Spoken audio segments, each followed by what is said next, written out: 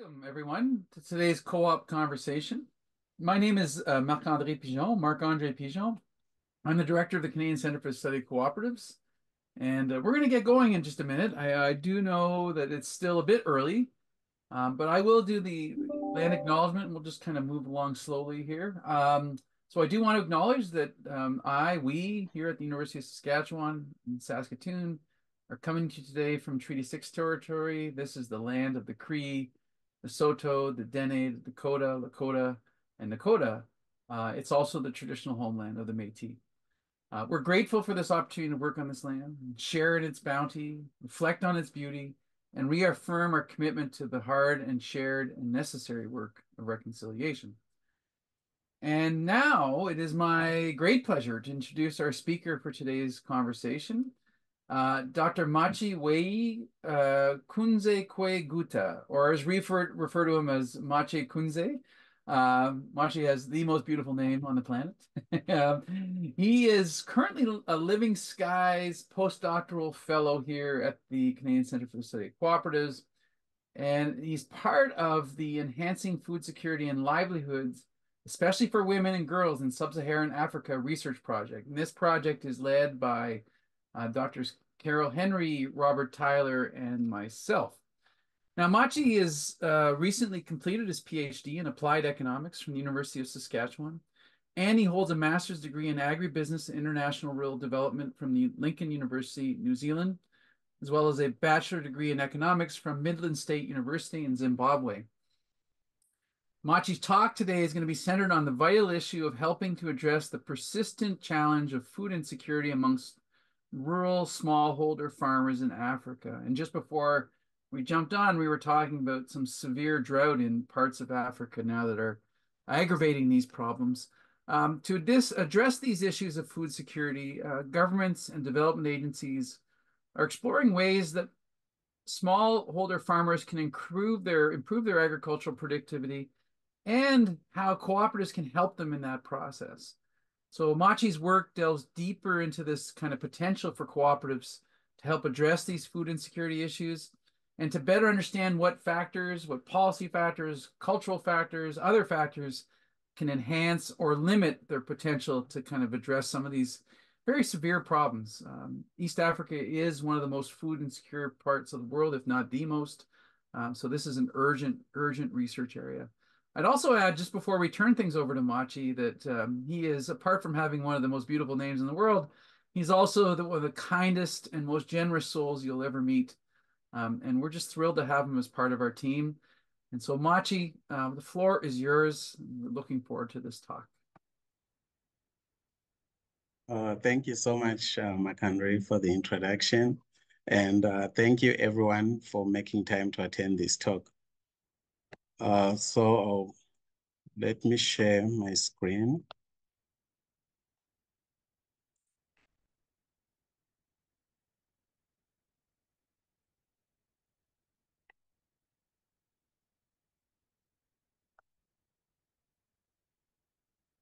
So as Marc-Andre has already said, I'm going to talk about how agricultural cooperatives can help in enhancing food security in Africa. So this talk is based on part of the scoping review that we are doing, so some of the results that we have found during this exercise. And this is part of an international research program that is trying to find ways of enhancing food security in Africa, and especially among women and girls. So the scoping review is aimed at understanding the extent to which cooperatives can play a role, and also trying to understand the measures that are being used to understand the impact of cooperatives and food security. So the main goal is to identify the gaps that are existing and also suggest areas for future research and also facilitate evidence-based interventions. So food security is still a big issue globally, with United Nations reporting that it has increased from the figures reported in 2019, where globally there was 7.9% of people who experienced chronic hunger. But in 2022, the United Nations reported that the figure rose to 9.2%. Then from in Africa, the problem is also prevalent across the continent. As you can see in this graph here, most of the continents are affected, but Eastern Africa is Eastern Africa is affected more than the other regions. So we take food security using UN definition, which says food security exists when both physical and economic, when individuals are able to access food in terms of both physical and economic all the time. So this definition takes all the dimensions of food security, that is food availability, food access, and nutrition component, including the stability. So people should be able to have food all the time across and throughout the year. Then, so now we want to look at how does this apply to Africa, especially. So we start by looking at the context on the Africa setup. So I put here only the countries that we are looking at, the East African country, the 4 East African countries that we are looking at. This is Ethiopia, Uganda, and Tanzania. But as you can see from the screen, about most of the population lives in rural areas. For example, in Tanzania is the least, which is about 65% of the population living in rural areas. But the other countries is even more than that, which is above 70%. And these people who are living in rural areas basically rely on agriculture for their livelihood. So they contribute to more than 70% of the food that is consumed in those countries. However, these farmers face a number of challenges. So firstly, they have small land holdings. So by a smallholder farmer, we talk about somebody or a family who owns something like 1 to 3 hectares of land. And usually these farmers they have limited productivity due to lack of technology adoption. So in most of the cases, subsistence farming usually prevails. And also there is limited diversification. Most farmers produce cereal crops. Therefore, given that they rely on what they produce, producing limited number of crops limits their options for dietary diversity. So they end up having starch-based diets. The other important aspect in the African setup is the role of women that they play in terms of both farming and also ensuring the welfare of the family. So women play a big role. They participate in the field, but also they are in charge of making sure that the family is well fed by preparing meals and also looking like fetching water and so on. So, but all these rely on, shaped by the social norms, which define the roles that men and women should be doing, and also it defines how resources are distributed. I mean, like, for example, how land is distributed, who owns the land, who has control over productive assets like plows and animals. So with all these social issues and economic challenges that farmers are facing, cooperative has been viewed as a potential tool to address these challenges, mostly because cooperatives are able to address both the economic and social challenges, this is important for farmers who are still staying in a situation that is where social norms are still dominant and determine how things are done. From the studies that we have looked at, there is evidence that cooperatives can help address market failure for example, the input side and even the output side. And also they help reduce transaction costs, which prohibit farmers from participating in the market. Also, cooperatives can enhance information dissemination, which can help to boost productivity of farmers. So this suggests that cooperatives can work as a good tool and can be effective because most of these challenges that farmers are facing can be addressed by the model. Again, the other important strength of cooperatives is that they are formulated by members who want to attain a common goal. So it is assumed that cooperatives minimize the risk of exploitation of farmers. However, with all these positives, there is still the precious connection between cooperative and food security remains unclear. So with this scoping review, we're trying to pull all the evidence that is there so that at least in one place we can have information on how what's the relationship between cooperative and food security. So the discussions around food security remains disaggregated. So most or some studies will look at how cooperatives impact income, for example. Then they use those findings to make inferences about the impact it will have on food security, or look at how cooperatives impact productivity or credit access, then make inferences on how that will translate to improved productivity.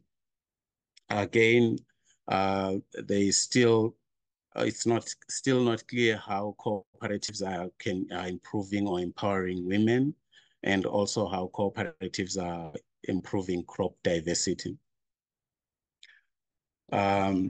So from these studies, we're able to find that with these different approaches, there are different findings that are coming up. So firstly, there are studies that look at food security measure using an index.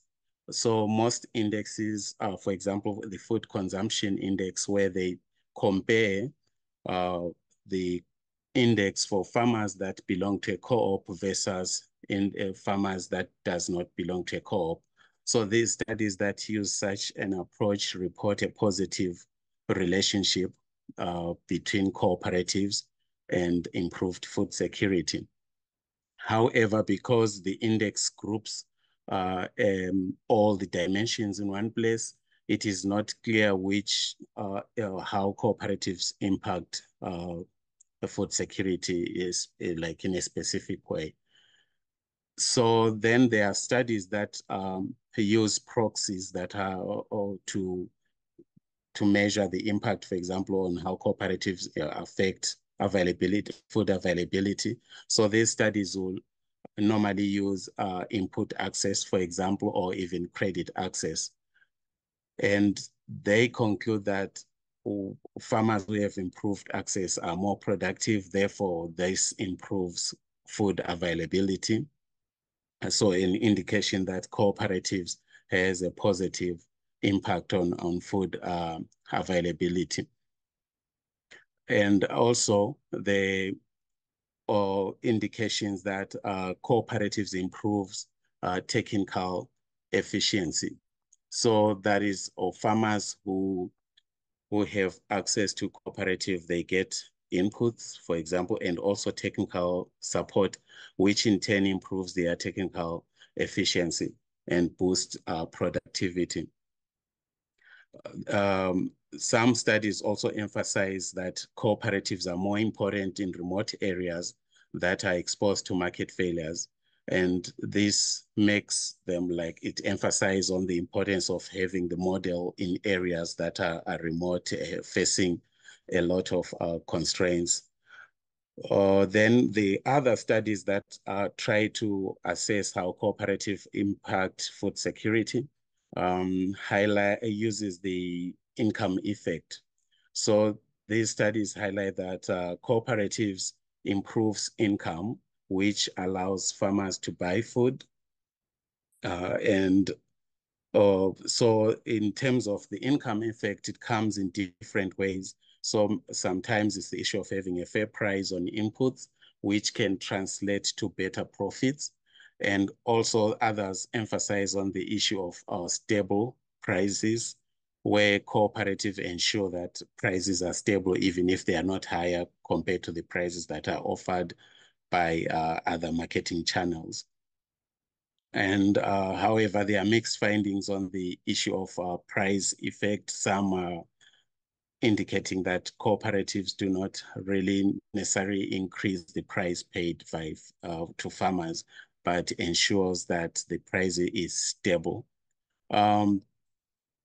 Then this income effect, again, some of the literature goes deeper into understanding that having higher income at household level does not translate into improved food access. It depends on who controls the income. So that's where the social norms also comes in, where if income is controlled by women, it goes towards food purchases. But when income is controlled by men, it goes to other uses like improving the house or buying furniture or even sending kids to school. So by just looking at the income effect without understanding the distribution of income, sometimes we may end up having inaccurate conclusions about the impact of cooperatives on food security. Then for the nutrition component, there are also mixed findings. Some studies indicate that cooperatives can promote the production and the marketing of legumes. However, some studies indicate that cooperatives tend to specialize on specific crops, thereby limiting the diversification. So most of the cooperatives are usually promoting the production of cereal crops. So this undermines the nutritional component.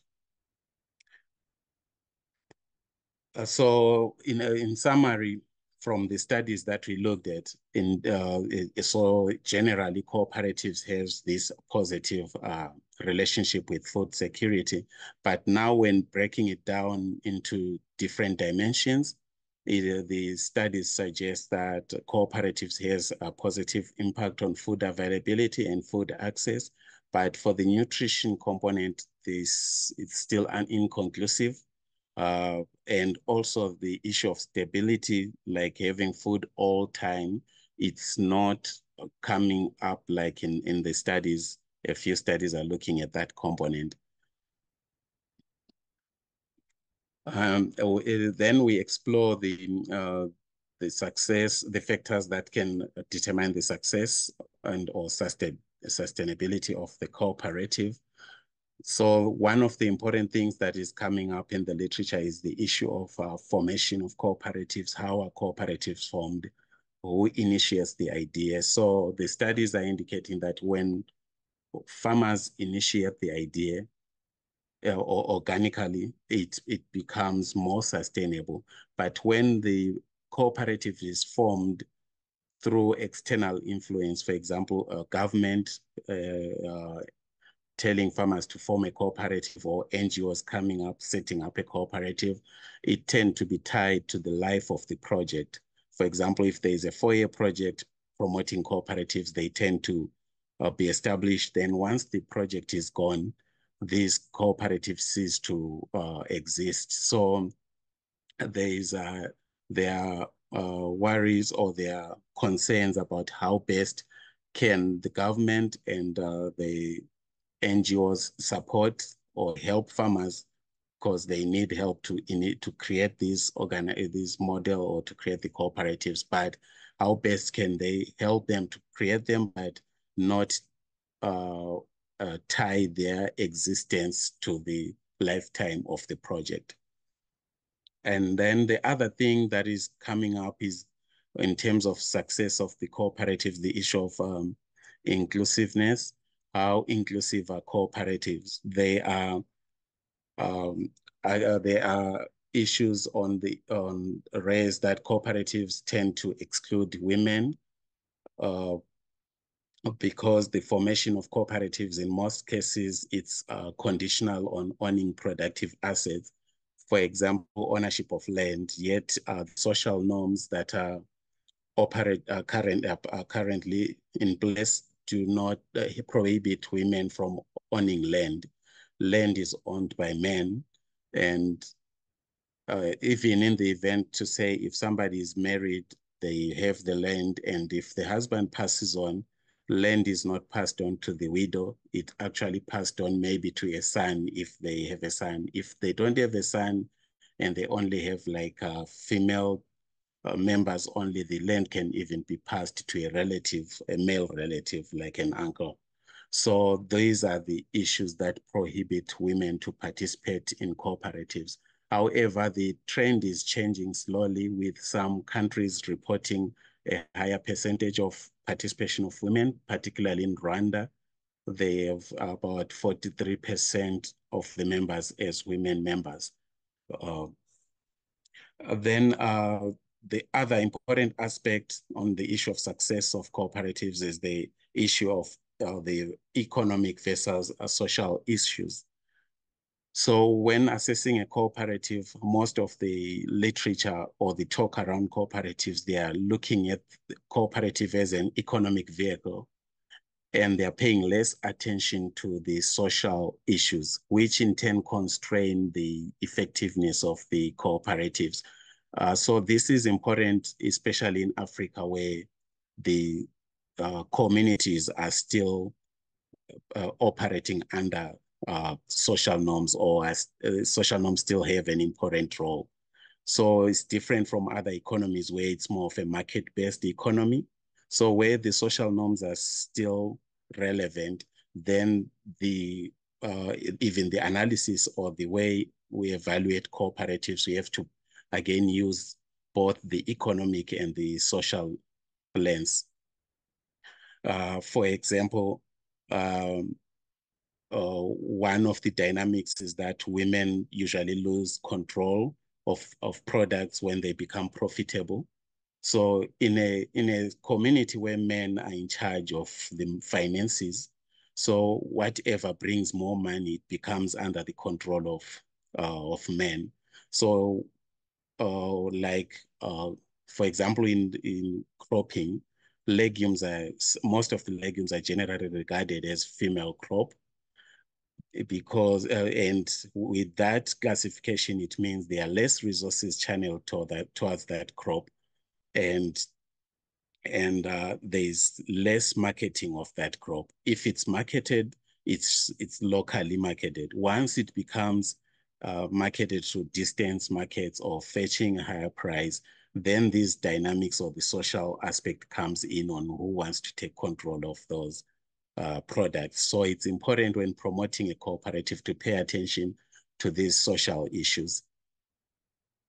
Um, so in conclusion, cooperatives indeed have a positive impact towards food security, and however, there is need for more research, especially research that can show explicitly how show the explicit connection between these two.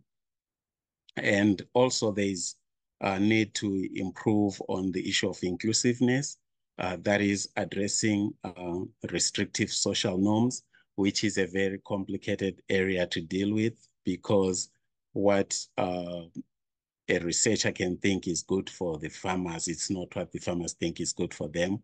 Or even if it's good for the farmers, they face some challenges in terms of implementing or changing social norms, because there will be losers, so the losers can oppose the initiatives.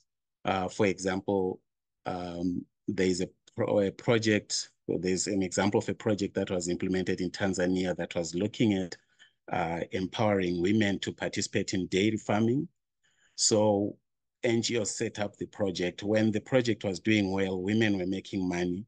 Then it became an issue men started complaining that this is not working. Women are now more powerful than them, and they are not included in this system. So they felt they are being challenged, their authority is being challenged.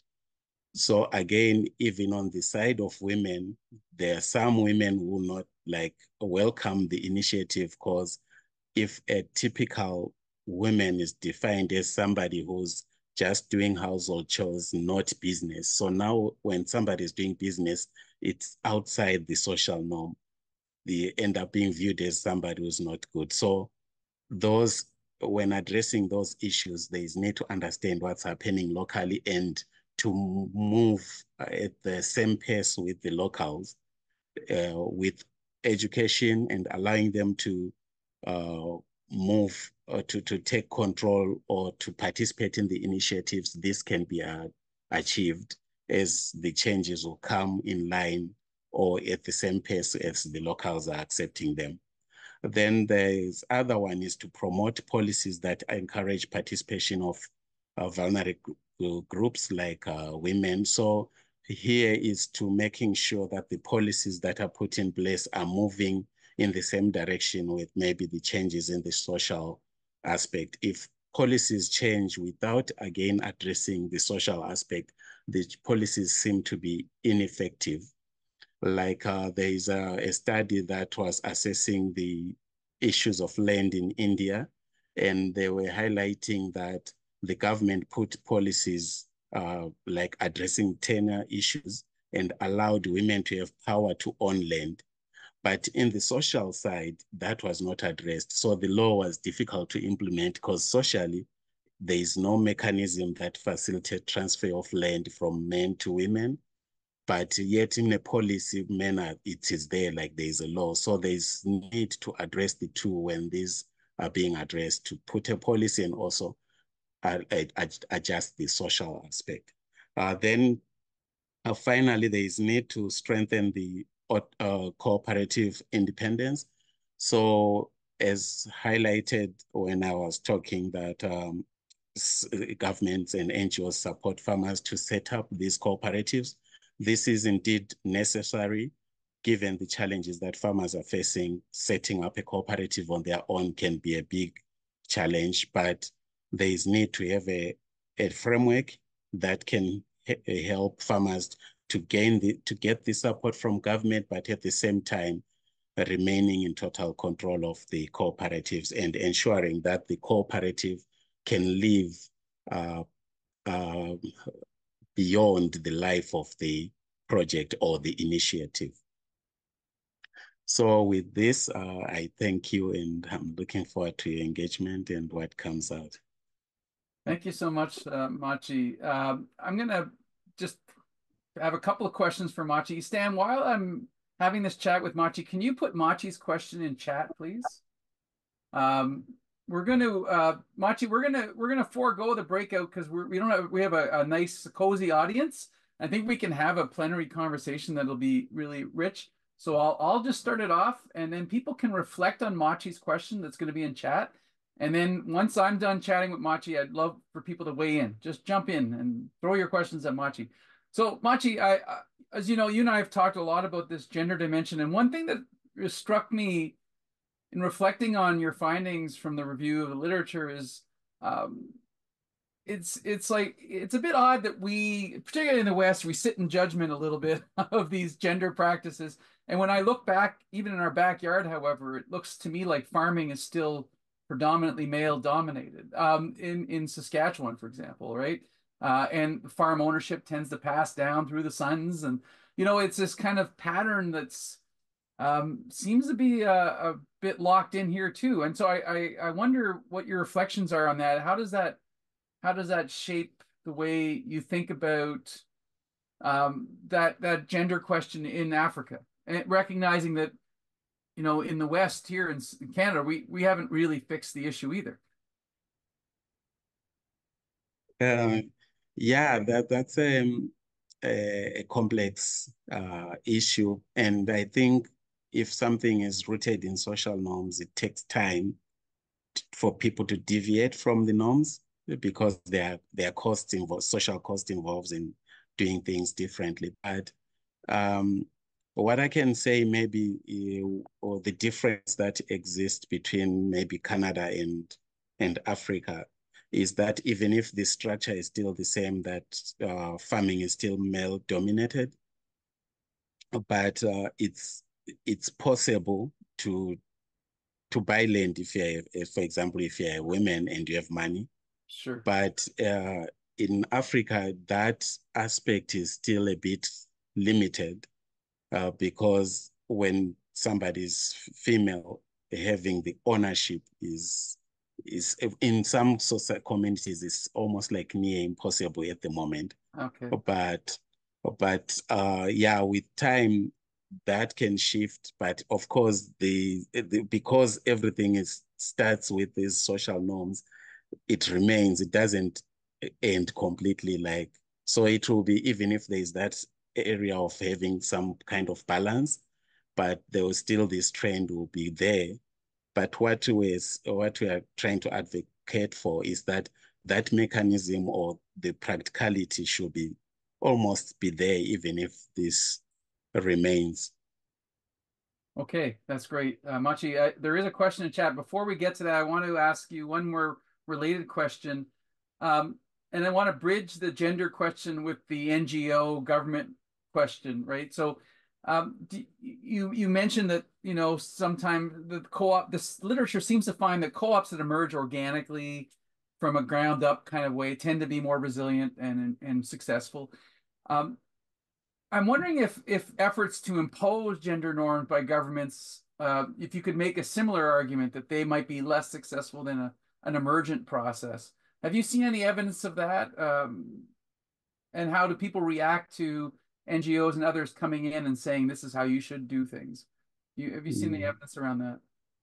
Oh yeah. So the issue, that's why I think maybe using the two approaches so that they work simultaneously.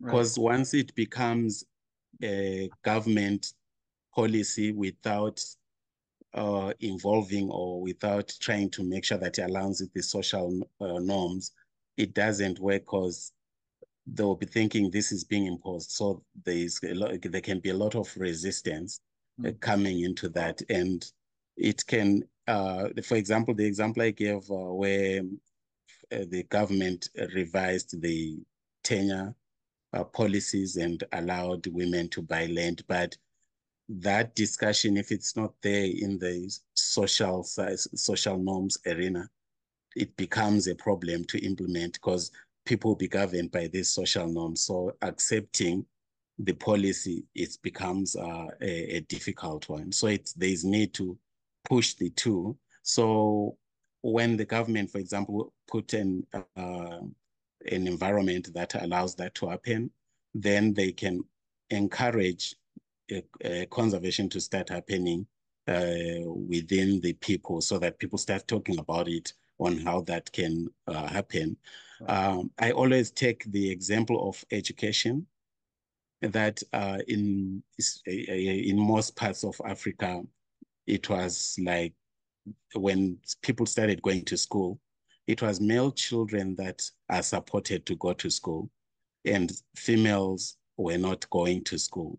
But with time, advocating and using both instruments in terms of the government, encouraging parents to send children to school, and also communities talking about it and the benefits of giving children equal opportunities, we saw that changing over time. Now, in Africa, most countries, you find that both girls and boys they go to school equally. So it's something that can happen once there is a platform to start talking about those things.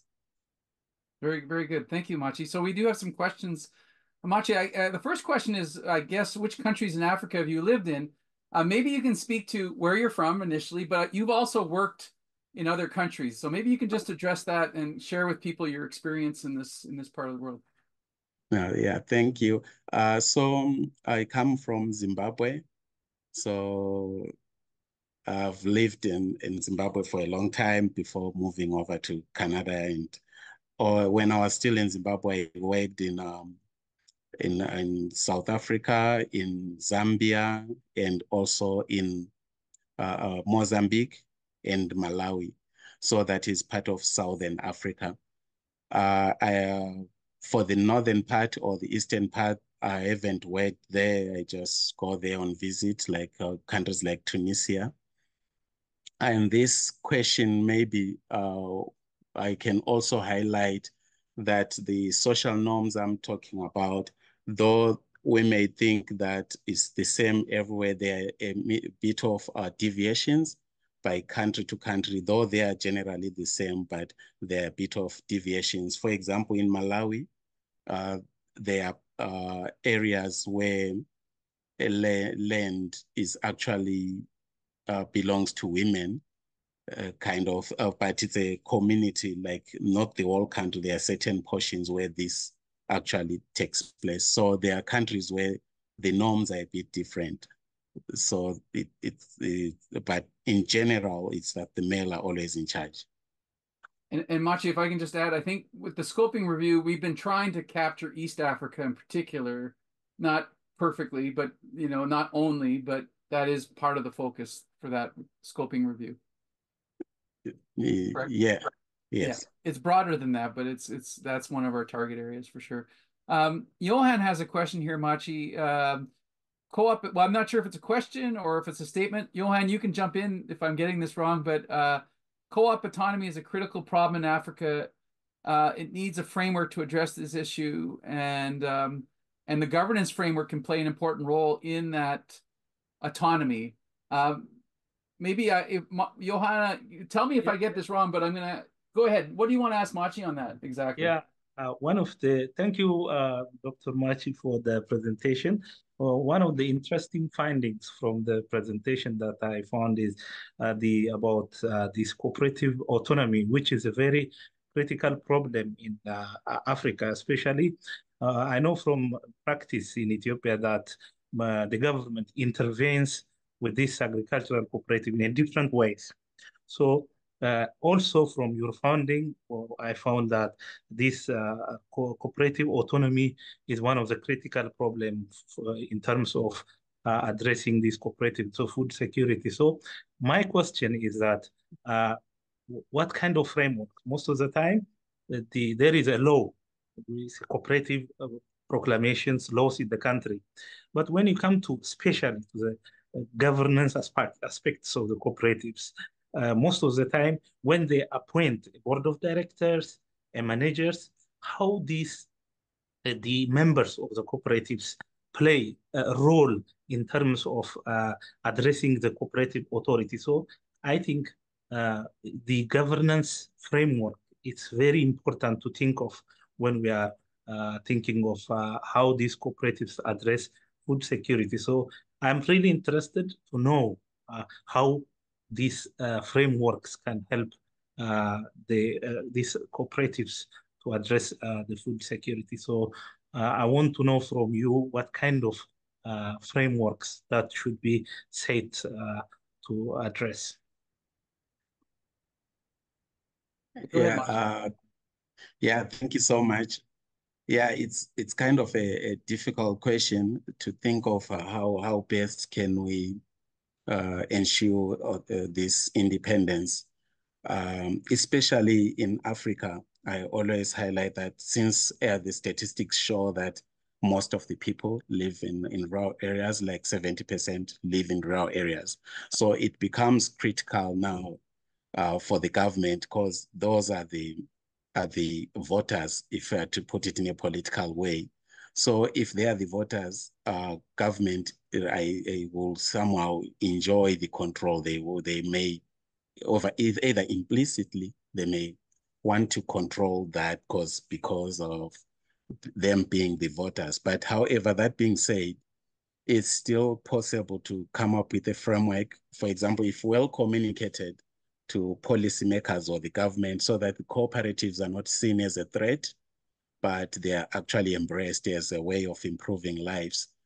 So how can that be done is firstly for the government to understand that cooperatives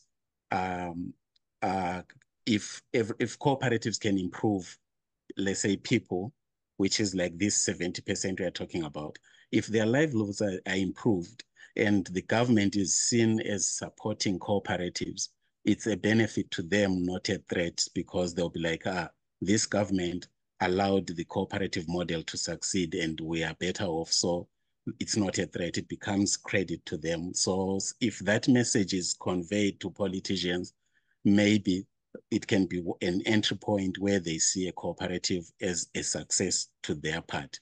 Then emphasizing on the issue of independence, it's trying to show that to the government, if cooperatives are independent, they can continue to succeed without the need of having this continuous support from government, for example. And how can that be done? I saw a model that is being used here in Canada, and I thought this can be a good model. There's an independent organization called Co-operative First, which is just training people on how to formulate a cooperative.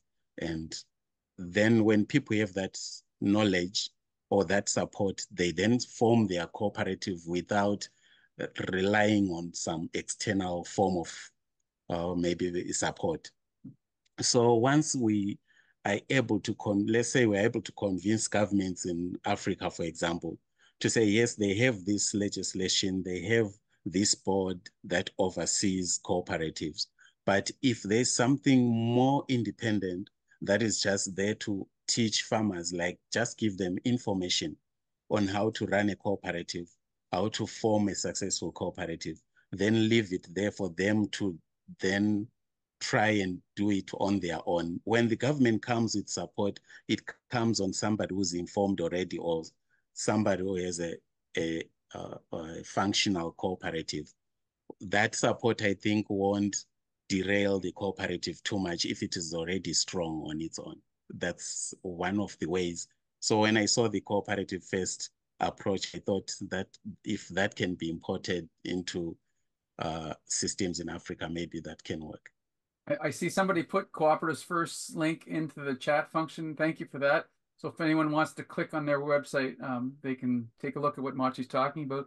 Machi, there's a bunch of questions in chat. I want a really quick follow-up on the one you just answered, however. Did you see any research on governance in cooperatives in this context? Was that an emergent theme in the food security literature at all? Probably not, but I don't remember seeing it in your drafts. But yeah, it wasn't coming up. Maybe that's one of the areas that are still lacking. Right. That if there's research in that area to see how that works out. Yeah. So far the papers that are coming up, they're not linking the governance and even how much participation or engagement the members have with their co-op, right? Like those kinds of questions that are really in some ways governance questions, but that relate to the autonomy and independence piece, importantly. Okay, so there's some questions here from Sean. He's asking how do governments feel about empowering women to own their land? Do you sense there's an openness to change? Is that something that you're seeing in the literature in those East African or other countries in Africa? Yes, in the literature, the government is actually keen to make that happen, like try to promote that. So maybe what is missing is the issue of the simultaneous approach I was talking about, that when government is trying to push something, maybe they have to also understand that this social norm or the social lens is important, then use the two approaches to say, while it is being discussed at government level, at community level, farmers should also maybe start talking about those issues so that it becomes normal for a female to own land without having issues in the local setup. So yes, the government are indeed supporting that in terms of policy. So what's lacking is trying to merge the two, use the two approaches simultaneously. So I see Albert and Garth have some comments here. That might bridge a little bit. So Albert's pointing out that in some parts of Africa, some rural parts, I guess it's either not custom or just not allowed for women to buy land directly from a seller. They have to go through their husband or some male member of the family. And what the cooperative seems to be doing, Albert's suggesting, is that they are giving women a more formal role in agricultural activities than they would otherwise have, right? In the kind of given the prevailing social norms. So maybe you can just comment on that. But I also see that Garth is noting that there's some exchanges between credit union staff, people in Africa and in Canada. I know I've been involved in that myself a little bit. And it's really helping, Garth is noting, it really helps teach people, about different ways of doing things and about different ways of thinking. So I'm just curious, maybe if you have thoughts on those 2 points, Machi. Yeah, so first one where they are highlighting that in these countries it is a norm that maybe women cannot buy land directly. Yes. They go through maybe a male. So that shows that it's unacceptable for men to be trading land, not women. So when we are saying cooperative is able to solve these social issues, is in a cooperative setup, now it's possible to talk about those things and maybe socially discuss how best can we go around this. Because the idea of a cooperative is people or members trying to find a solution to a common problem. So cooperatives can now allow farmers to start these discussions and maybe even at community level, depending on how big the participation on the cooperative is. If it's big, then this message of equality can now be sent across the communities, and these changes can now happen that over time you may end up seeing women buying land directly without the need to consult or to use a male. So yes, Machi, that's yeah. Oh, I just want to jump in here because it just occurred to me. Do you know if women are actually members of the cooperatives in well, I know you can't speak for every jurisdiction, but in general, are women members of the cooperative? And I ask this because the cooperative is a tool of collective ownership in a way, right? So even if the women can't own land directly, if the idea starts settling into people's minds that they can own it indirectly through the cooperative, that seems like a wedge. That seems like a means of changing things. And I'm just curious if you've encountered, it sounds like, again, it's into the governance weeds, but do you see any evidence that women are involved in the cooperatives themselves, like either as members or workers or some other means? Oh yeah. So the statistics, I was going through the official statistics for these countries that we are looking at. So I mentioned Rwanda, for example, that it's reporting that it has, let me check the figures here. So Rwanda was like indicating that they have about 10,000 cooperatives with Wow. 5.2 million members, and 43% of those members are women. Huh. So that was good. So I'm yet to get the breakdown for other countries. But for Ethiopia, for example, it had the participation differed by the type of co-op. So more males were in the agricultural co-ops, but the savings and credit cooperatives had more women. Huh. Yeah. So yes, they are participating as members. So it's now like if they are given a voice or a way to go around these changes, they can actually influence. In the long run, changes can actually be realized because they are participating in these cooperatives. Well, And the other, oh, go ahead. As a form of ownership, it's a form of ownership, just yeah. indirect, right? So it does start changing people, I would imagine. Yeah. Go ahead. Next, and the other one, the Or the exchanges. other one was talking about the savings and credit cooperatives. So, this study was more focusing on the agricultural cooperatives. So then with the savings, yes, I looked at them as I was reading. I was coming across some of the literature on that.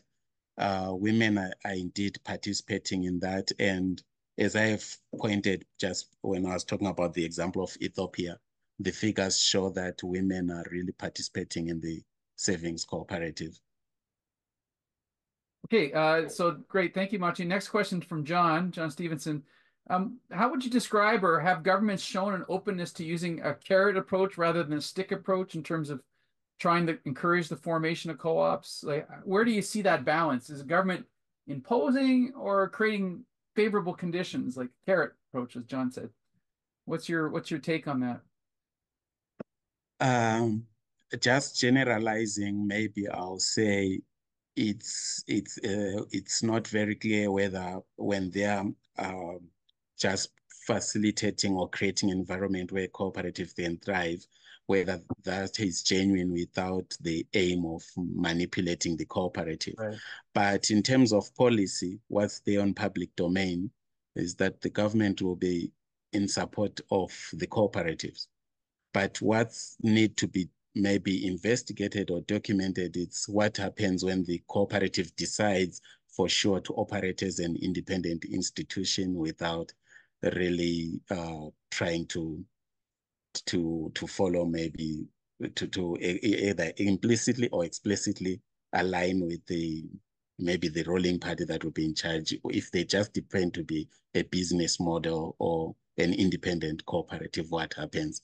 So in the public domain, yes, most governments are just indicating that they are supporting cooperatives without the explicit control over cooperatives.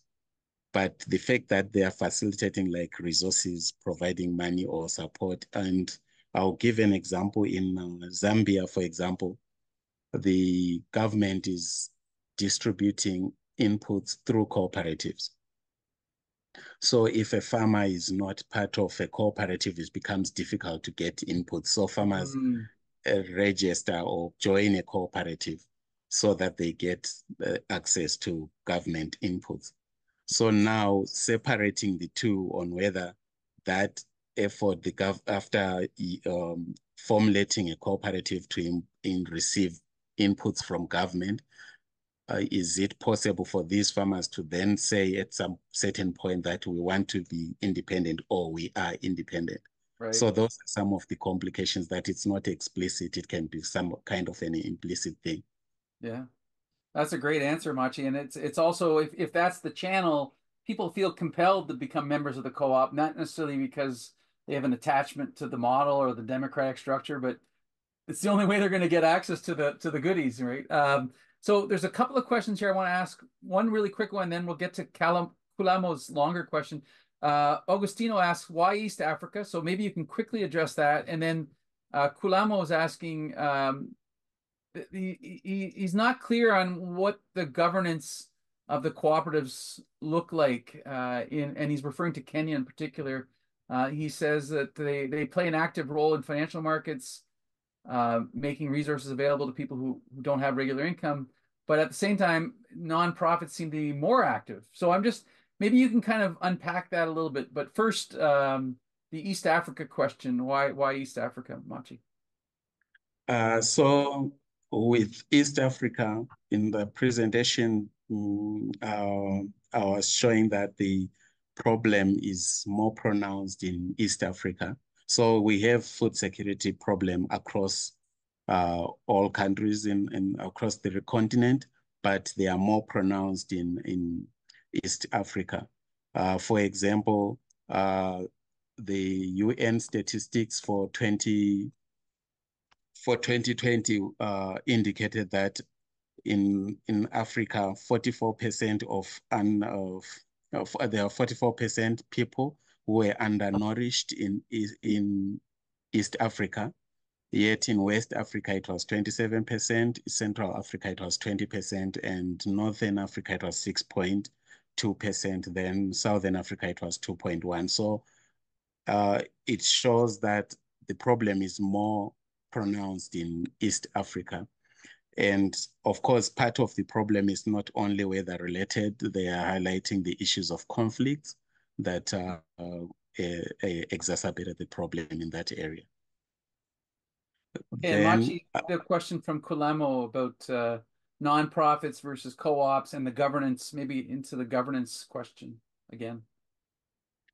Yeah, as I said that I didn't do much digging into the credit savings and credit cooperatives, but yes, they are doing well. In fact, official statistics show that in these 4 countries, the most common cooperative is agricultural cooperative.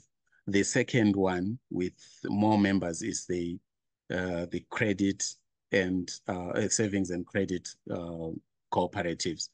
So now they are issuing out like loans to to people, but as they're highlighting that it's the non-governmental organizations seem to be doing more. Maybe it's the issue of these cooperatives not having enough resources, maybe. But it being a sustainable form, it's a good starting point that farmers will be knowing, or knowing that they can actually set up an institution that solves their problems without relying on these external sources. Great answer. I think that question of ownership and control and sustainability is at the heart of the difference between that nonprofit model, especially if it's from external funding that tends to be very flighty, in and out, short term, versus something that's grassroots and emergent, that's owned and controlled by the people who benefit from the service. You'd predict that would be more sustainable than the other version, the nonprofit version, over time. So, Machi, one more question, and there's some thank yous and kudos going on in the chat as well. From Dr., and I hope I get your name wrong, Legesi Gudaro Memo. I apologize for butchering your name. Can you talk a bit about, Machi, how governments can improve their support of the sector, and I might add, without breaching that line, without crossing that line of control? What does that look like? And this will be our last question. We'll wrap up after this.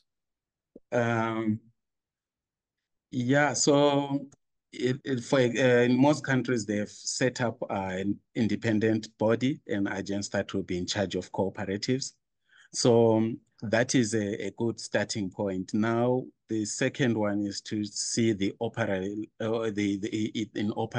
like the real independence in operation. So again, I will revert back to the issue of the example of cooperative first, to say if governments want to ensure that these cooperatives feel like they are not under direct control of the government, they can set up a body or encourage setting up some independent organization that will be in charge of just training farmers, just providing that knowledge. Because with that knowledge, farmers can actually now gather resources and start the model.